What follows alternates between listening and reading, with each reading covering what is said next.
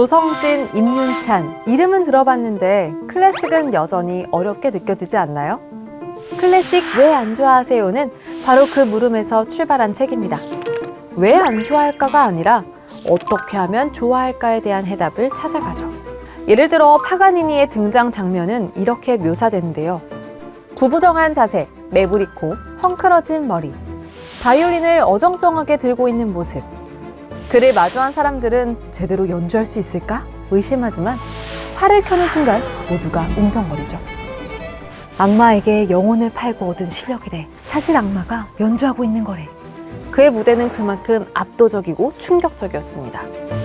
이번에는 다른 음악가 라흐마니노프를 살펴볼까요?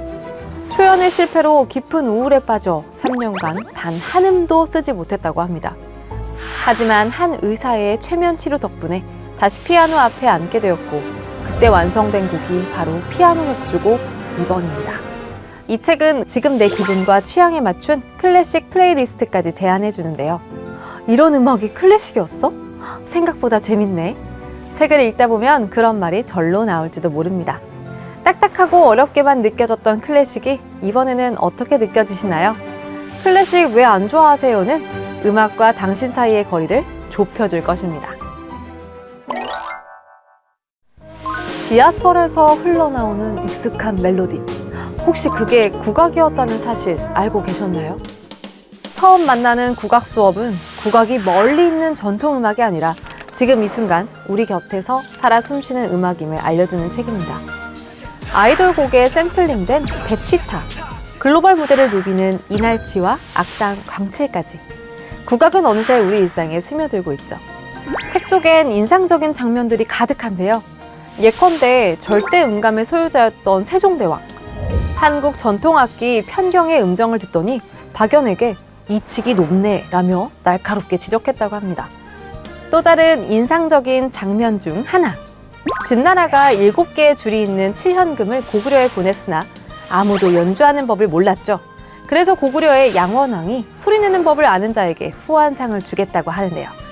그때 왕산악이 칠현금을 개량해서 새로운 악기를 만들었는데 그것이 바로 검은고라고 합니다. 이처럼 책은 총 40가지 주제를 통해 국악의 원리, 맥락, 철학을 흥미롭게 풀어냅니다. 국악은 왜 작곡가 중심이 아니었는지, 신화유와 재즈의 즉흥성이 얼마나 닮아 있는지, 아리랑이 왜 지역마다 다르게 불리는지 등 입문자도 부담 없이 읽을 수 있고 이미 국악을 알고 있는 독자에겐 새로운 관점에서 즐길 수 있도록 구성되어 있는데요. 처음 만나는 국악 수업을 통해 당신도 국악과 더 가까워지고 싶어질 겁니다. 뮤지컬. 그냥 봐도 재미있지만 알고 보면 더 깊이 감동할 수 있겠죠. 뮤지컬 탐독은 브로드웨이와 웨스트엔드를 중심으로 1950년대부터 2000년대까지 무대에 오른 21편의 작품을 선정해 그 창작 원리와 비하인드 스토리를 흥미롭게 풀어냈습니다. 예를 들어 에비타의 넘버, 또 다른 쇼케이스, 또 다른 방에서는 에바가 연인의 정부를 내쫓는 장면이 나오는데요.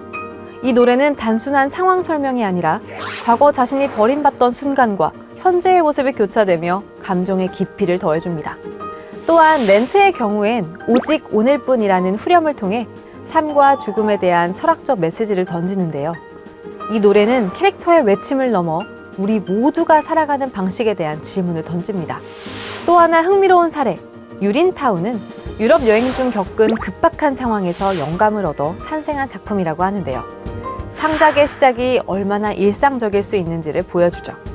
이렇듯 여러 작품을 연출가의 시선으로 설명하고 있어 뮤지컬을 눈앞에서 직접 본 것 같은 생생한 감정을 전달받을 수 있습니다.